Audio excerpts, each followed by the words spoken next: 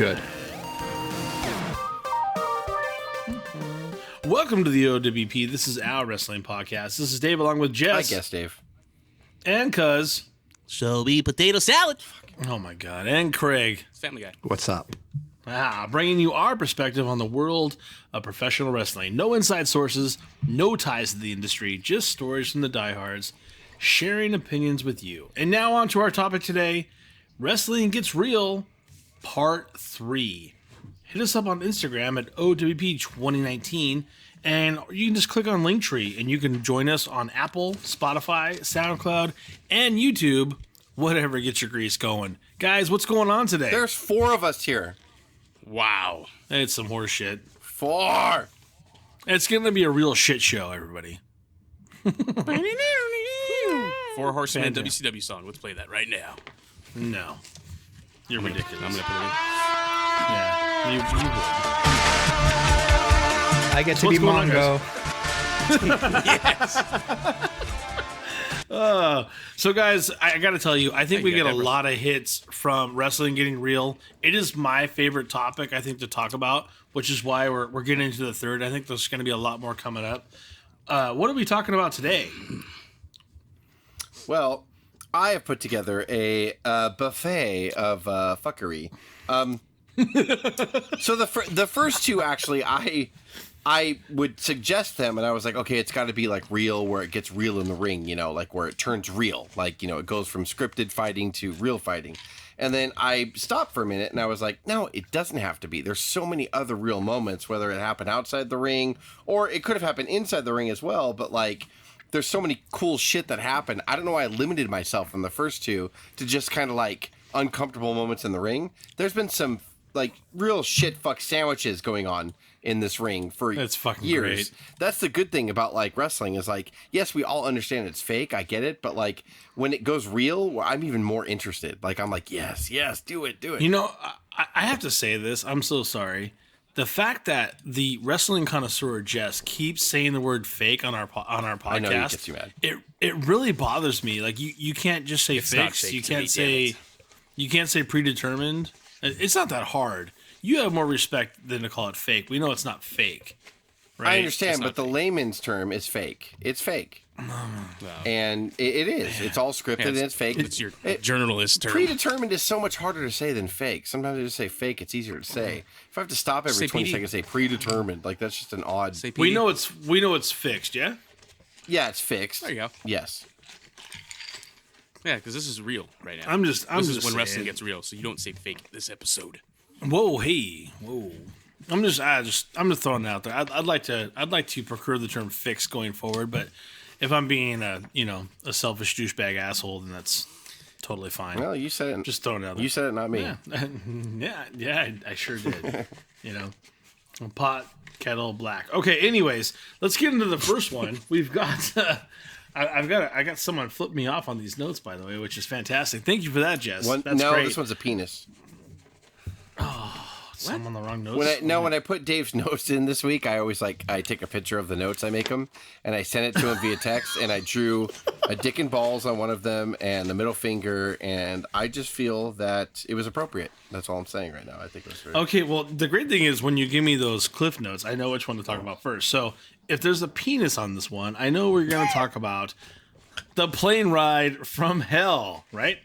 On May 5th, 2002, let's see. I'm going to find a cleaner copy here. There you go.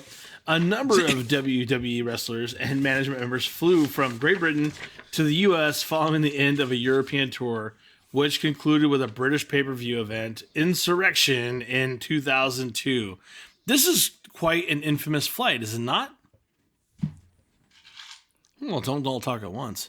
I know, here I am trying to avoid stepping on somebody, and I'm like, oh, no, it is. It really is. And it's funny because nowadays, like the wellness policy is in such full swing, and they really joke about a lot of wrestlers in backstage now is that they play video games and they do shit on their phones, and they don't really do like back in the day. It was like they have sex with each other. Yeah, they have sex with each other. They do constructive shit. But back in the day, it was like they just fucking Triple X videos. They would all like pack in cars, rental cars like sardines, and drink the whole way over, and they would all fucking trade steroids and shit and do all that.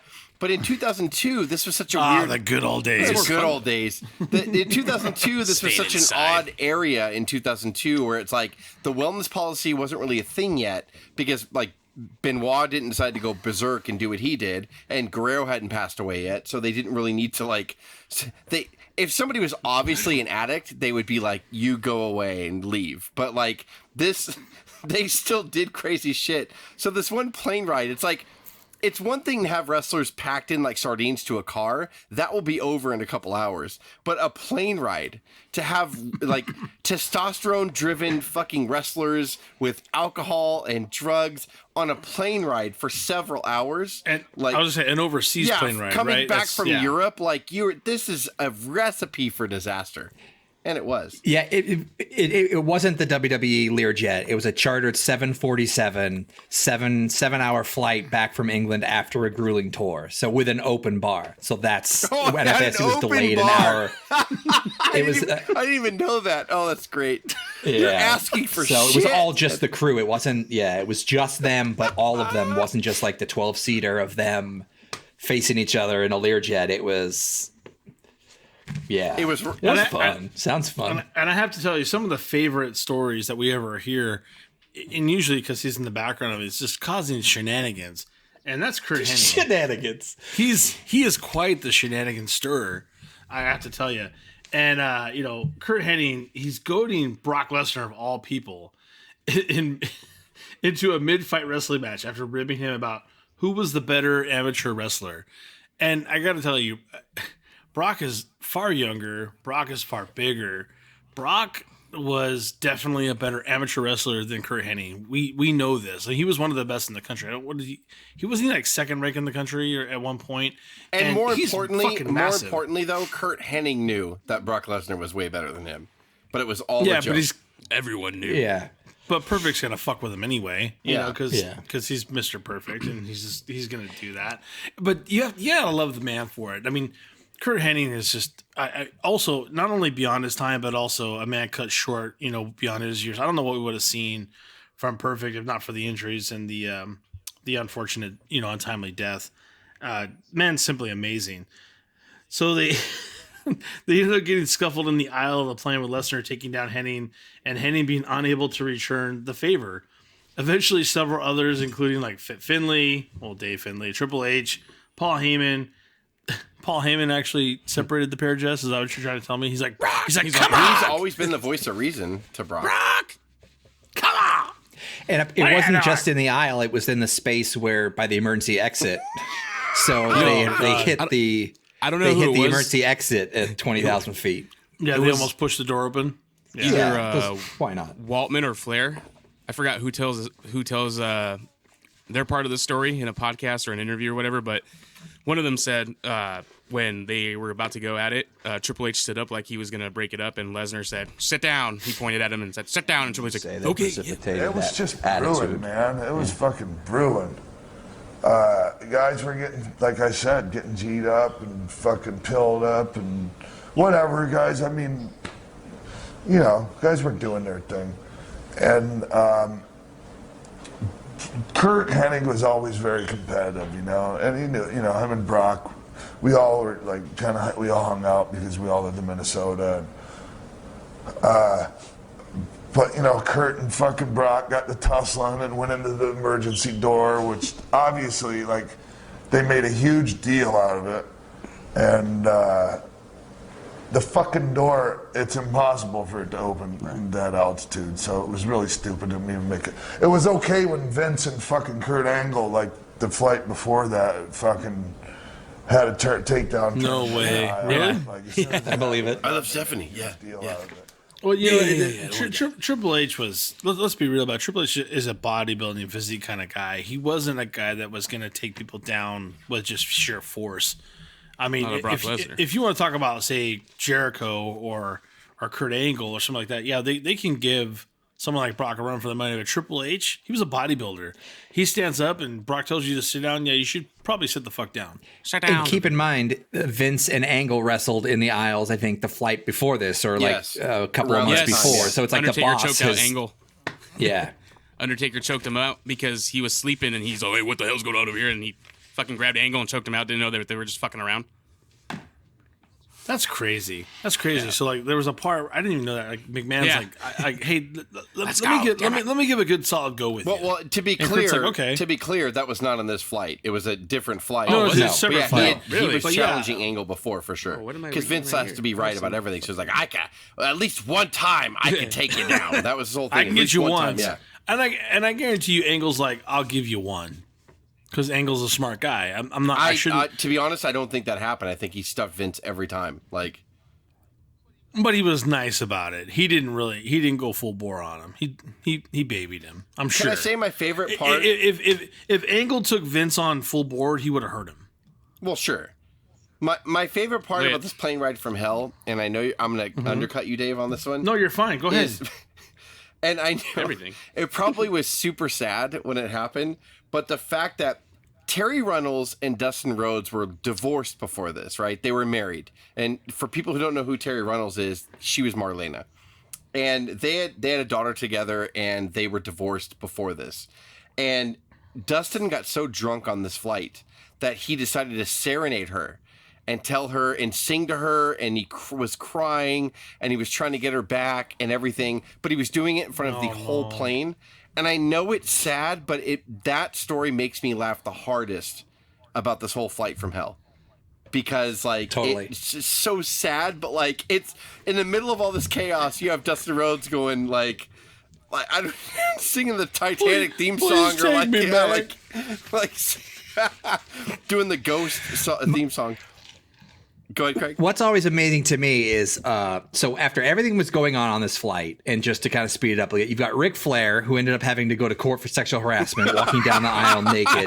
You had Henning and Brock. Oh, that's right. He was. You had Scott Hall unresponsive on like GHB that had to be wheeled out on a wheelchair to baggage claim. You had Michael Hayes, who I guess knuckle punched Bradshaw in the head, who had a bloody match the night before. Which, can I interrupt you? Which further fucking fuels my fire that Bradshaw's a pussy. But anyway, go ahead. Sorry. I hate Bradshaw. Yes. And the only time you hear JR stepping in on this flight is when Dustin's on the PA of the plane. And so the head of talent relations, the only time he steps in, he's like, Dustin, put it down. Put the microphone down, Dustin. But all this other stuff, this nakedness, blood everywhere, fighting in the aisle. He didn't even bother with it. Yeah, Dustin. Well, that's right. Dustin has the... Dustin had the flight attendant's walkie-talkie or whatever it was. That's right. And he was singing over the... That's right. He was Dustin even makes me laugh harder as he was singing the whole plane while this chaos is going on. So you said hear Dustin Rhodes singing Unchained Melody or whatever, like just singing it through the thing about Terry coming back to him. It's fucking hilarious. It's so great. Like, God damn it. He's still rocking the mullet,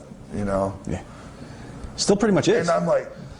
Somebody gave me a pair of scissors, and I remember Lawler over there just giggling. And he's like, "Oh, fucking Hayes put the screws to like Brian, Lawler's son, and he knew it."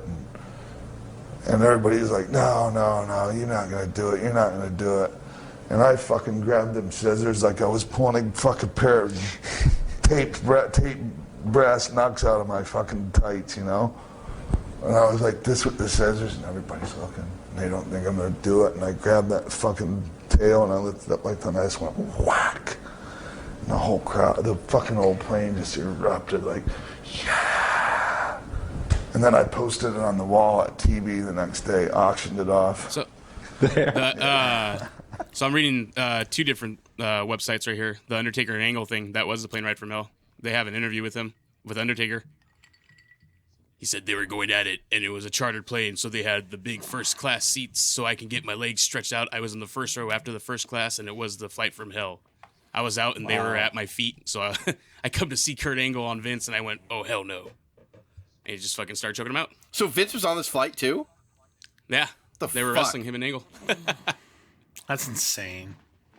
This is absolutely insane. There's so much horseshit going on. How did that plane not go down in flames? How did it not? And like later on, Sean Waltman, he was the one that orchestrated the cutting off of the mullet of Michael Hayes, correct? Yeah, fucking good. To which no one ever stooched him out at all because Hayes everyone was being a hated drunk Hayes. dick. Yeah, he was being a drunk dickhead, and I guess he fucking punched JBL or whatever, and like so. Yeah. Hayes finally went to sleep, and he was like sleeping to Bad Street USA, and then Waltman cut his mullet off, which is fucking super fucking funny. And he didn't realize it was cut until he's in customs at JFK. Yeah, and he's like pulling back his head. It's like, oh, what? So good. Yeah, god damn. It's the best. You know, Waltman's kind of a just unsung hero in so many senses. He's done so much shit. You're like, how the fuck does this, Great. lightweight son of a bitch get so much carry? And it's shit like that probably that did it. Like, dude, he's a beast. He instant respect. The beast. And aftermath-wise, I think only Scott Hall and Kurt Hennig got truly shit-canned for it. I think everyone else... Hall, I guess Hall got fired like a week later. That their suspicions of him using heavily, obviously from this flight, rose. But I guess a week later he went to TV. Huh? Scott Hall went to TV and he showed up and he just went to a dressing room, a common dressing room that multiple people used, and he just fell asleep on the bench and snored until it was time for him to go on, and they had to wake him up and get him up. So that's when WWE management stepped in and said, "I think you're using again," and he was like, "Yo." I fell back asleep. So I guess this. Hey, this didn't lead to his. Well, this kind of led to his firing, but he wasn't fired actually until a week later when he fell asleep on TV tapings on a bench. So technically, Scott Hall was not a derivative from this flight, but it led to his eventual termination. Got it. Fantastic. Oh, man, I totally forgot. Real quick, sorry. Michael Hayes apparently almost pissed on Linda McMahon on the flight. Even in his drunken stupor before he fell asleep and got his mullet cut, he just kept saying, and this is just incredible. He would just say, wait a minute. So Michael Hayes is just saying, wait a minute, realizing he's pissing on. How come JR didn't step in on that? He did not. Yeah, put your fingers away. That's God damn that's it. a lot of Stop things. saying Do on what that. you It's want, not Dustin. Step Do in not on. fucking sing to your wife, your ex-wife, on the intercom. Do not do that. That's bullshit. All right. I'm going to shift some gears here. I got to talk about this one. It's interesting because this happened in 96. And, fuck Dave. Thank you, Jess, for those notes. At the bottom there. But I want to talk about the mass transit incident because I had seen this incident and I was like, what are you guys talking about? They're like, you haven't seen this? And we looked it up on YouTube. I'm like, oh my God, I totally remember this. This is some horse shit, right? Yeah, you take that shot.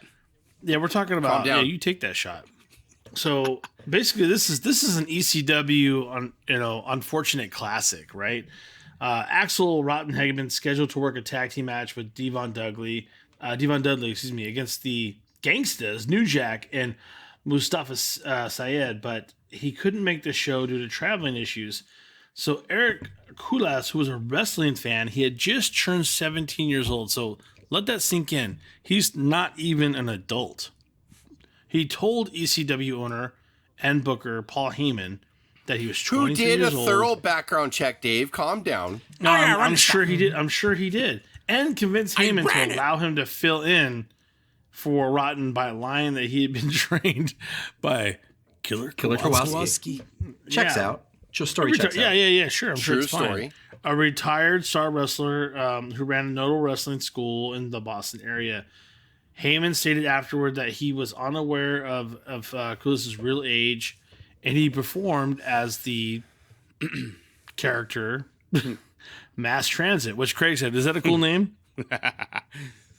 Craig's like, that's a fucking fantastic It's an awesome name. gimmick. Mass Transit. Yeah. Bus driver? Mass Transit. Fuck yes. Who doesn't hate Fucking like great. a bus driver or like Mass transit. Yeah. What did you say? I don't know. Anyway, that's South Park. I'm gonna run you over. So here's the deal. This is where you go wrong. This is your stop. When you're a goddamn rook, you don't tell anybody about how you want the match about how you want the match to go. But you definitely don't tell some crazy son of a bitch like New Jack how you would like the match to go. But apparently, I'll turn this goddamn bus around. I'll turn this damn bus around. That'll end your precious little field trip pretty damn quick, huh? apparently Mass Transit said, "Hey, New Jack, I'd like you to blade me since he's never done it himself." And New Jack's like, "Yeah, sure, kid, no problem." So usually in the covered on this. WWF, when someone misses their shot or whatever, and they have a sub stand in, they dumb the match down. Just get in and get out of there, man, and get it over with, so we could say to the crowd that we honored the advertising or whatever. But in ECW land, it's like they believe the 17-year-old, which, okay, whatever. Let's just say I assume that I believe that Paul Heyman believed that he was 25 years old. this sub gets in there and starts talking with wrestlers like, blade me, do this, do that. Negatory, Big Daddy. No. Like, and there's... Negatory mass transit. I know we're talking about ECW, and they were literally in the fucking bowels of like a high school probably at this point, and there was really no... It was a Greyhound racetrack, by the way. There was no governing body or no agents like WWF or anything like that. But like, you just fucking like... They just let this guy get in there, and he's like, and you're going to cut me, and New Jack's like, sounds good. And whoever I know they didn't have agents back here, but Paul Heyman had to have approved everything. So what are you guys doing tonight? I'm going to cut this fucking guy open. He asked me to. Okay. Like, and it's just so crazy the way that all this happened. Go on, Dave. I'm sorry. I don't mean to cut you up, but like, no, you're fine. It's so bad. I think it's so brutal. And it's not like he was a physical specimen. If you look at the YouTube video, he's probably 350, at least 350, almost 4 bills, right? Never he can do a moonsault. Even said the word weight in his life. Never mentioned working out, even in conversation. That's how out of shape this 350-pounder was. So it's not like a 350-pound guy who's in shape for pro wrestling. He's a fat fucking 350-pounder that probably never even thought of working out in his life. Just wanted to be a wrestler and gets in there, lies his way in the building, says I'm 25. Yeah. The owner of the fucking company's like, that sounds good to me. And then it gets in there. And then, by the way, and I'm going to put you in there with fucking New Jack, who was known for fucking people up. Like, like, big time. Yep. Yeah. No, absolutely. And when this match gets booked, it's booked as a squash due to replacement. And Dudley's quickly out. Oh, they don't go Broadway, Dave? Do they not go 60 minutes? They didn't do a 60-minute match? 60 minutes. Iron Man. He didn't have enough blood. Did not. The gangsters actually double team Koulis inside the ring, and with New Jack pummeling him with crutches. Some chain wrestling? No. Toasters. Oh, no, real wrestling. Toasters. We're talking fucking toasters. Yeah. I don't think that happened. And various other objects in the hardcore Steamboat style Savage. that he's known for. Yeah, fantastic. That's exactly what happened. So New Jack bladed Koulis with a surge, with a fucking scalpel, bro. He fucking blades him with a scalpel, as they had agreed. But he cut so deep, he severed. Two arteries inside. Only two, Dave. Head. God, only two. I think it's a bad thing. You have to have at least 3. Yeah, he screamed in pain, and he actually passed out as the blood poured from his head. There was so much fucking blood here, guys. If you go back and watch the YouTube video on this, it's a fucking fountain coming out of his head. I'm not even kidding. It's brutal. It's so fucking brutal. Yeah, can't wait to insert you hear the guy's dad or whatever scream, "Ring the fucking bell! He's only 17." To which, like, you can, for why'd years, you let him get in there? That. Yeah, anytime there was some kind of squash match, whether it was like you're watching football games that are outmatched that are over, or like Harlem Globetrotter games, I would just scream out, "Ring the fucking bell! He's only 17." So you feel free to do that anytime something's definitely over. Just say, "Mass Transit's dad, ring the fucking bell." He's 17. Normally, yes, I wouldn't condone this. However, this guy lied. He lied, and he was in an ECW locker room, and he knew he would be in there against New Jack. How, like, you fucking dumb shit. And like, disrespectful back in the locker room. I'm not saying I want anybody violently hurt or whatever, and I don't think New Jack was pro at all in this. He's a piece of shit. But at the same time, like, you put yourself in a trifecta of fucking problems, my friend, by coming there and lying about your training, lying about your age, knowing you're going to go in there against New Jack, and then being like, "Can you cut me open, please?" Like, fucking dork. Like, you fucking dumb dork. Shit. Yeah, like, God. Yeah, it could, because it doesn't hurt, you fucking dipshit. Yeah. And by the way, like you said, you are coming with an amateur. It's so amateur that New Jack actually grabs the mic and says, "I don't care if this motherfucker dies. He's white. I don't like white people. I don't like people from Boston. I'm the wrong guy to fuck with." Just cutting a promo. He's just like, come on. Like, you're cutting a promo. Like, are you fucking kidding me right now? This is the epitome. Like, this it's like a lawyer's dream. It's like a I seriously, dream. I'm thinking about like the perfect fucking storm right now. Like, you got a 17-year-old kid that doesn't know what he's doing, thinks everything's gonna be fine, thinks bleeding doesn't hurt, thinks it's okay to lie about your age, and you're not even going in there with a pro. You're going in there with fucking New Jack. Like this is the he should have died. It's unfortunate. This kid should have died. Lied to get into the locker room, lied to get in on the match. Lied about his experience, lied about about his age. And I mean, if you go back in history, this happened, in the WWE with the Chuck Austin incident, where the guy just showed up and lied about his experience and wound up getting paralyzed in the ring. I just imagine like Paul Heyman fighting this in court. This was not a professional. There was nothing wrong with it. They're like, well, actually, we have audio of New Jack cutting a promo. Motherfucker, I hate white people. This guy had it coming. Oh, fuck. Like, it's just fuck. Like, it's so bad. Like there's no speculation control. that New There Jack was no is control. definitely there's speculation that New Jack is not mentally of capacity. What? At this moment? Yeah, Dave said that. No one else said that. Yeah, Dave, you're fucking way Well, off. what do you want me to say? That there's speculation he's retarded? No, I Dave. only said that in case he's listening. Fuck him. You know what, man? Come and get me, New Jack. Get on a flight. Come and get me. All right. He's gonna I'll be waiting. I will, because I hate you. I will. I hate white people. Yeah, I'm sure he'll make the fucking Especially effort you, Big for seven Red. listeners. Fuck, Ginger, unbelievable. Like there's a big difference with me going like, "Hey, asshole, you're a piece of shit and you're probably retarded." With 7 listeners versus me going to his house and saying, "Hey, bro, why don't you cut me open?" Correct. Fuck off. Correct to everything fuck you said. off, If man. it favors me, Yeah. I hate white people. I'm gonna cut you open. Shit. Fuck So him. aftermath-wise, they almost got a pay-per-view canceled because of this. There was a civil trial and a criminal trial, and New Jack was cleared on both. Well, naturally, and then, you don't get in the ring, bro. my That's promo, the my bottom line. promo was in character. You cannot use that against me. and Mass Transit good grew argument. up and became Braun Strowman. Didn't Oh, yeah, he actually Mass did Transit die. died, correct? Not from this, but Mass Transit died from a Yeah, he did complications of die. a gastric bypass surgery. Yeah, because he tried to do it No the lazy fucking way. I didn't know He had that. gastric I had bypass no surgery. And idea. he died from He complications. didn't want to put in the of it. work. He didn't want to put him in the work. Cause No, Cuz is right. New Jack was trying to show him a new diet way. You bleed that shit right out. It was like gravy coming right He's out. trying to drain him. Yeah, get that gravy out He's of there. trying to drain him. Because I thought I was evil. You're fucking evil. You're so evil. He's right, Say it. That's though. He's exactly what right. it looked like. You said you're trying to drain the fucking gravy out of him. That's what you I said. said gravy. Well, yeah, just said gravy. Well, I said gravy after too. I'll go down I'll with you. to that. You're both on the fucking sinking ship. I feel yeah. that the lying of the age and the Oh, placement on yeah. the card probably was the beginning of it. So I think that is where we went wrong.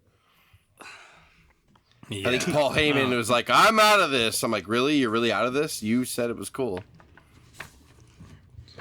I didn't tell you to say all that. Like, imagine in court Very just offended. a slow-mo of like, I think, is it New Jack or Mustafa comes off the top rope with the toaster and just from the top rope and hits him in the head with the toaster. I'm pretty sure it was Like, New imagine Jack nails him only pretty good. because I want to paint him in that picture. It could have been either one, but I remember that toaster shot, and it was fucking brutal. Like, it was so bad. Like, everything they hit him with was so hard. Like, so bad. Yeah, it couldn't have been cut more real. They're fucking. There's so much fucking horseshit in ECW like that you're like, God damn. I know people were like, it's so real, ECW, but like people should have died. Well, Dave, they were dietitians. They were trying to help him lose weight, like Cuz said. God damn it. I'm sorry. Yeah. Well, let's. Speaking Couldn't of have asked for a something, better pro.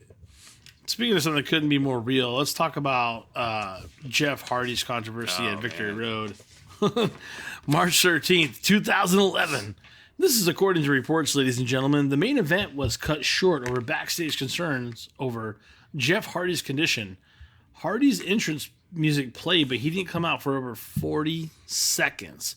So Jeff Hardy, who's obviously very intoxicated at this point, he stumbles out and staggers his way into the ring.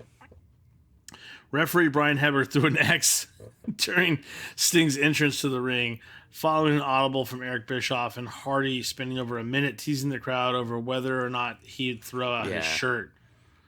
Sting hit Hardy with his Scorpion Death Drop and forcefully pinned him to end the match.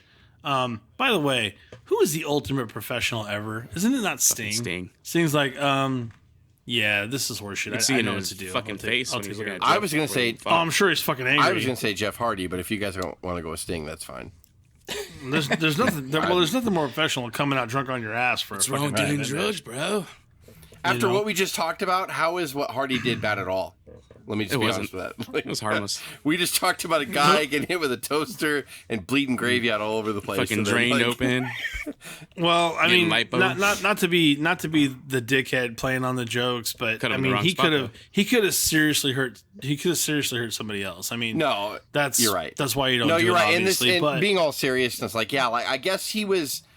People saw Hardy stumbling backstage before the match, and they couldn't find him. how do you not call it then? Yeah, well, you're right. He shouldn't even. Well, maybe they just had to put him out there so they could make an end to it. But like, I guess like they saw him and like he was not responding to people, and then they couldn't find him before his entrance, and all this stuff is happening. And like it was just really weird. Like and so they let him walk out. I remember watching the pay-per-view and seeing him walk out, going, "He's not that bad." I got the replay, so I knew what happened. So I was watching him. I was like, I mean, he's not. He did look unsteady, but not that bad. But when he got in the ring, you kind of saw him like slow blink and kind of grab the ropes and stuff like that. And I was like, oh yeah, he's really fucked up right now. So Sting came out super irritated. Yo, right now, Oh, wow. Sting. Right off the bat. Scorpion death drop. He's Not one. playing He's games. two. Got him. Three. Wow. God. The winner of the match, and still TNA Heavyweight Champion of the World, Yeah, and really, it's basically Hardy spending over a minute teasing the crowd whether he should throw out his shirt, and Sting hit Hardy with a Scorpion Death Drop and forcefully shoot pins him in the match. And upon Actually, exiting, Dave. Yeah. Bischoff comes out first. If you look on the video, there's it cuts when the ref actually does the X sign, and apparently they ran to the back, and then Bischoff comes out and apparently completely on the fly gives some backstory about an angle, makes it a no DQ, but communicates to both of them it's over, Oh, yeah, take you them can out, see. or we just. I forget how it all went, but He says something to Jeff first and then goes to Sting, and you can tell him Yeah. that's where he gives him the instructions. yeah, It's crazy. No, it's crazy, and he Sting forcefully shoot pins Hardy in the match, and there's a bunch of fan outcry that's saying like, "Oh, it's bullshit," and Sting's like, "I agree." It is Yeah, he bullshit. did, yeah. It's I agree. bullshit that this fucking guy came down drunk and I have to fucking take care And of this on for drugs. you. And of course you're not happy. I understand you're not happy, but guess what? It's not my fucking fault. You know, that's what Sting, I'm sure that's what he wanted to say, but Sting's the professional. Jeez. I agree. It is bullshit. And he walks off. You know, I love Sting for that. I mean, we talk about the epitome fucking professional. I can't think of anybody better than Sting. Sting rode out, you know, the horseshit years, which are many fucking horseshit years in WCW, all the way to the end, and almost never complained that I know of. Got fucked royally, you know, on his fucking, you know, on his run to beat Hogan when he's up in the rafters for over a year, and then he has to deal with this shit, and then he has to deal with Triple H at fucking WrestleMania. He still doesn't complain. He doesn't complain about anything. Like, holy shit. God damn, Sting is a hero. And I think he was icon. Jeff's hero too, and I think he does give like a disappointed dad look to Hardy. Like I think they lock up in the very beginning. The only move they do in the match is they lock up, and I think Hardy scratches Sting on the neck. So I don't know whether it was locking up to like, can we do this? But it was like Sting was immediately pissed after that, and then like a 75% kind of boot, it seems, to the gut, and then that Scorpion death lock, and then death drop, and then puts his weight on him to pin him. But I mean, Jeff didn't fight it; he just kind of sits there like, okay, I guess it's over. Wow. And TNA actually apologized to his fans for the falling short of a standard. They offered 6 months of free access because of this debacle for their library for anybody who ever bought the event. As a result of everything that unfolded at Victory Road, Jeff Hardy was subsequently sent home from programming. It was later reported that Hardy was considered fine throughout the day, but moments before the match, he was deemed as unable to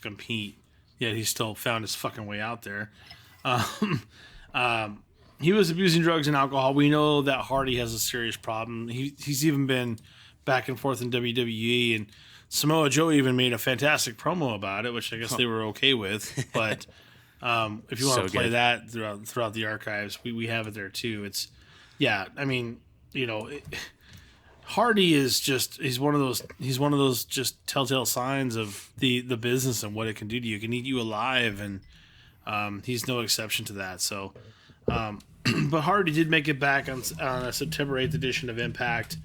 He acknowledged that he had hit rock bottom, which I don't think is true because he's hit that bottom a few more fucking times since then. Especially one more shot. Give me one more shot. Give me one more shot. Give me one more shot of whatever I fucking had yesterday. 2011. Here we are. 10 years later, he's still doing it. Yeah, I mean there's been reports of him actually being arrested for just drunk in public, like just laying on the ground, just fucking so hammered, and it's a demon that he's gonna continue to fight, unfortunately, and it's a very sad story. I hope he makes it through. It's tough, it's tough for anyone in that role. So it's an unfortunate incident. Well, we can totally shift gears here into one that's a little bit more, I don't want to say fun, but at least it doesn't deal with someone hurting themselves. Let's talk about the curtain call, ladies and gentlemen. 1996. What a time this for might wrestling. be the crowning when wrestling gets real moment, besides the scissor fight. I love it. It's the best. I'd say. In our archives, right? Yeah. In our archives with the scissor fight. Jess still envisions Van Vader in his underwear. And Too Cold Scorpio. Yeah. He's Too Cold Scorpio. Yeah. That's right. Anyways, it's April of 96, and guess what? Hall and Nash, who is also known as Diesel and Razor, right? They end up signing contracts with WCW. That is the WW's top competitor, if you guys all didn't know that, right? And WCW. This is where the bitter rivalry kind of comes into play. It all starts here. They're basically on a house show. It's not shouldn't be as big of a deal as it is, right? They're at this time their contracts were allowed to expire. And when I mean Nash and Hall. So basically it's going to cripple the Clique's influence on the company. So like half of the Clique basically is leaving, right? And they're going for more money, less dates. And let me stop you there, Dave. It's so funny that when the Clique finally got split up, the company started getting better. It's really weird. Oh, no. They were able to do shit. I know Michaels was still there fucking running his mouth and shit, but losing his smile. I know. You split the Clique up, and then about a year later, there was a new guy named Austin. Weird. What? Discus thrower? What? Yeah. So, May 19th, 96, Nash and Hall's last contracted match takes place, and it's at MSG, Madison Square Garden. And at the time, Nash and Levesque, who is also known now as Triple H, right? They're wrestling as the villains, the bad guys. And there's and actually Michaels wrestles in a steel cage match. They were separate on the cards too. Like the funny thing is this MSG house show, it was a house show, sold out for the first time in like 3 years. So like business was actually trying to upturn for WWF, and Michaels was on top as the world champion. He was facing Diesel in the steel cage in the main event. And then in the middle of the card, it was Ramon against Triple H, also known back in the time as Hunter Hearst Helmsley. So Hunter Hearst Helmsley went over on Ramon in the middle of the card. And there's another famous story about Scott Hall getting up after the match and walking out, and the crowd starts chanting, "You sold out." So some people already knew that he had signed with WCW, and he looked at the crowd and he's like, "Tell Vince to give me the money and I'll stay." And like, it's a really like famous story, like that he kind of like already broke character earlier that card that night. But at the main event, Michaels goes over on Diesel in a steel cage to retain his title. And afterwards, I'll let you continue, Dave, this happened. So it was a really Like it was all kind of building up. These guys just kind Vince, of took what I do everything into remember their about own that hands. is I gave my notice 90 days in advance in writing as required contractually, which meant I didn't want the contract to roll over. It was a 1-year deal that kept rolling over. It was 10 matches at $150. Right. $1,500 a year, guaranteed. Guaranteed. Now, don't get me wrong, the money was way better than that. But then I felt like I had grown as a performer, and I felt like I was more of a part of the company, but my pay had started to plateau. So I went to Vince and said, hey, boss, what do I need to do to improve? Is it my ring work? Is it my mic work? He went, oh, absolutely not. One of the best we got. I said, I'm just curious because my pay has plateaued, and I want to make big money like the guys who preceded me. And then he knew like something was up, but that's when the whole thing got discussed about, this and that. I asked, then they summoned me to Connecticut for a meeting, and I went in prepared, and I said, and this is when it's a private company, it's not publicly traded. Right. And so in Vince's mind, if you made more, he literally made less. Like it was like, and I went, hey boss, like I said, I'm no mathematician, but I do look at my merchandise statements. I said, if we move the decimal point a little bit, I said, would the McMahon family really notice? Because I said the Hall family would notice. He went, nope, not going to do it. I give you the same when thing Michaels as I actually and Kev beats and Nash John, in that and steel nope, not cage going to do match, it. immediately after Hall enters the ring and hugs Michaels, not seen as unusual. They were both fan favorites, but then Triple H comes in, or Levesque at that time, and he enters the ring and hugs Hall, followed by Nash. The four wrestlers, they group hug for several seconds, and they turn to face the crowd with their arms raised together. Waltman, who himself would leave for WCW shortly after, was in drug rehab, and that's why he didn't participate. He would have been there too. He would have that fucking son of a hugged it bitch. out as well. Yeah. So, Vince in the company, there's a strict policy of on-screen rivals not breaking character this time. You shouldn't associate. Honestly, you're probably not even supposed to ride together. You're not supposed to leave in the same car. Kayfabe is still in play here, right? They want to maintain storylines and all that kind of stuff. So, so when VKM, he said he was given his, approval for a farewell ceremony. He did not realize it would become so elaborate. So the severity of the incident was further compounded by the revelation that event, which it wasn't even on TV, right? It had been filmed by two fans, but it just caught wildfire. This is like the verge of and social this is media, it's right? way before social media. Like this is 1996, and fans smuggled in up their asshole camcorders, and it was like you had to have handheld camcorders to bring in, not the big ones, but the small ones that still took up all of your hand. And so they somehow snuck them into the arena. They fucking recorded this, and that's what really started it. If this footage didn't leak, probably people wouldn't have been so mad. But because it leaked, it just went nuts. So Vince, I do believe the stories of Vince beforehand going, do whatever you fucking want to do. I got to go cheat on Linda. Do what you want to do.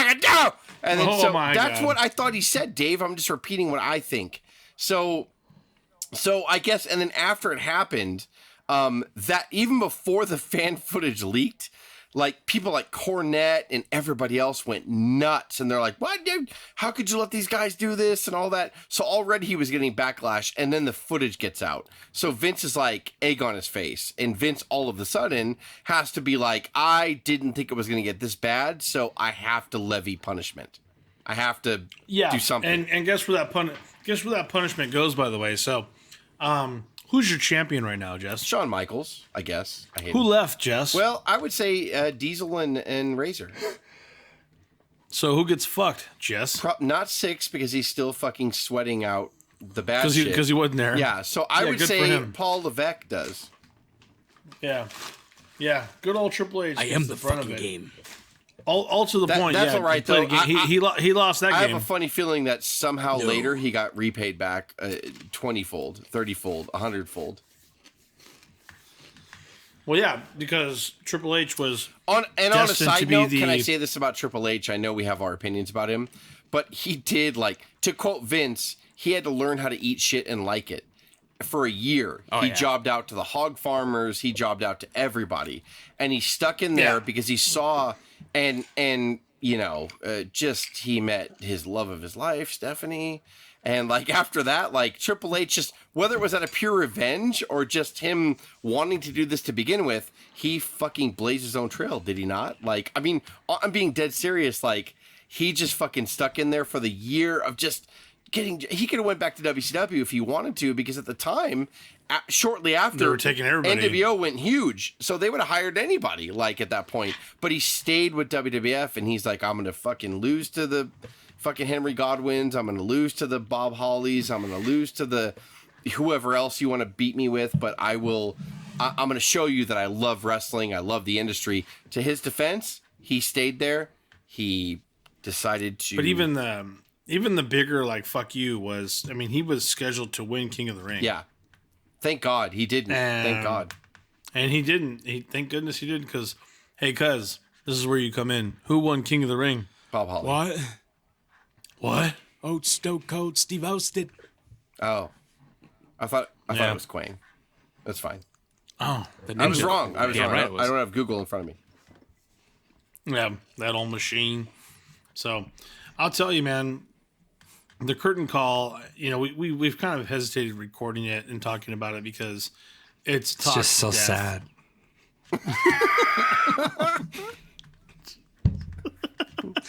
I just, for them to treat Triple H like that, for them to have him take and do those jobs for people that he was way better than, and he never recovered. I can't talk about it now. I've been quiet, and I'll continue to be quiet. They killed his career, and they loved it. They liked it. Well, it was time to play the game. He lost that game, But he did win in the end. No, everybody wants to reference the curtain call as an event, right? But when you really think about it, how bad was it? In the sense of like, it's kind of it's underwhelming now. The for sure. camcorders made it worse because now it lives in. You can go on YouTube and still see it. It's in infamy now. But like, it was one fucking house show. They didn't even televise from the it. nosebleeds. It wasn't even good seats. It was like way up top. But not even that. Like, that was the only thing that changed it. If it should have even been changed at all, nobody would have known anything about it if they wouldn't have talked about it. So like, if it just happened and they did everything, I'm glad they did, because Triple H kind of getting pinned back actually made him pull back. Austin never would have won that year's King of the Ring, right? It would have been a totally different world. So I'm glad it happened, but like, it was just sort of like, what? People just made a big deal out of it. I'm glad they did, because of, like I said, just what happened. But like, it was just so what? It was so fucking what? They hugged each other. Mm-hmm. But all the Blackjack Mulligans and the Jim Cornettes were like, what? Not on my watch, fuckers. Like, it's just so weird. Like, so odd. We could have been seeing it. We may have never seen the upcomings of Steve Austin at that time. And if you want to break character and telegraph the fact that Hall and Nash are going to the competition, I'm sure Hall and Nash were like, go for it. Like, fuck, cool. Like, yeah, break character and advertise that we're leaving. Absolutely. Like, they were fine with it. Like, they're like, that sounds good. They don't know what the. Well, you can't tell me. You can't tell me at that point they didn't know what Bischoff was going to do with No, them. they had no idea. I'm sure Bischoff told them the plan. I don't think so. I don't think they did at all. I think Bischoff knew he had him, and he was like, "We'll talk about it when you get here." And Vince, they definitely didn't know what was happening. So maybe Bischoff was the one that recorded it. Even Bischoff was the one. He's up there with Garrett Bischoff. He's like, "Just fucking hit record." But trust me. Just see what happens. This is going to secure. This will secure our family for years to come. Just fucking hit record. Just listen to your dad for once. No, I miss the shittiness of WCW. God damn it. Not at this point. Apparently, it played straight into their hands. Yeah. This was perfect for them. You have to wonder too, and this is all speculation. You can't confirm anything, but maybe that gets out. And people know about it, they hear about it, and they hear about that reality, and that sparks Bischoff to really say, yeah, I've been thinking about taking this reality base and the takeover base, and that just said, I'm just going to run with it. It could have pushed him a little bit. We don't know that, but that's always fun to talk about, right? You never know, because it got out there pretty quick. This is when things, it's funny now, when something happens tragic or major headlines, it gets out same day, if not same hour. It's media is just so fast now. It's almost too fast, because they bring out stuff that may not be true or not confirmed yet, or in horrible cases, next of kin is not notified. They find out on the news when they should be notified before it breaks the news. But this is one of those things where you see a transformation of media, and it's quite obvious that it certainly had an influence on the wars for sure. It made a difference. So it's quite fascinating, really, in my mind. I don't remember when I saw the footage for the first time, because I don't think email couldn't pass along video at this point, and everyone jump in and correct me if I'm wrong. Like, do you guys even remember the first time you saw the footage or photos from that curtain call? No, that's a good comment. I don't remember at all. Yeah. It was like this self-inflicted like crisis moment. Like, and I don't think I saw that stuff till years later, or a photo. Like, it was all like those computer dirt sheets that and we I would could say, see. like, crowd-wise, it had no bearing on WCW, because like WCW had that maybe Dave's right. Maybe in the industry, somebody leaked something to WCW like, do you know what happened last night at MSG? Oh my God, here's what they did. So maybe Bischoff heard that, but I think he already stole that angle from New Japan, and he was ready to go with it. And so when they came over there, he was just like, you're debuting to the crowd, you're doing this, you're doing that. Like, it just became this thing. And then I think that, the curtain call became more of a legend later, like afterwards. This is what happened. Yeah, no, for sure. It does make sense that way. And like you said, if this hadn't happened, I don't think you would have seen the rise of Triple H over time. I think it forced him to work harder. It forced him to keep his head down and appreciate where he's at. Maybe he would have had great nostalgia, but it may not have lasted as long as it did, because I think that was you want to talk about a wake-up call for Triple H to understand how the business works? I think that was big for him. Well, and can I say that in March of that year was WrestleMania 12, and the Warrior squashed him in 30 seconds. So for them to say that his squashing started after the curtain call was not true, because the Warrior did it 2 months earlier. So the Warrior is the real hero of the story. You goddamn right he is. Yeah. He knew early on, if you squash Triple H, he will become a huge force in this industry. You got to squash him, Vince. You got to. And Vince is like, I don't know, Warrior. I don't know. And like, it was a whole thing. It's a weird thing. That's the real story. Unlike me, brother. Yeah. Stop it right now. Brother. Brother.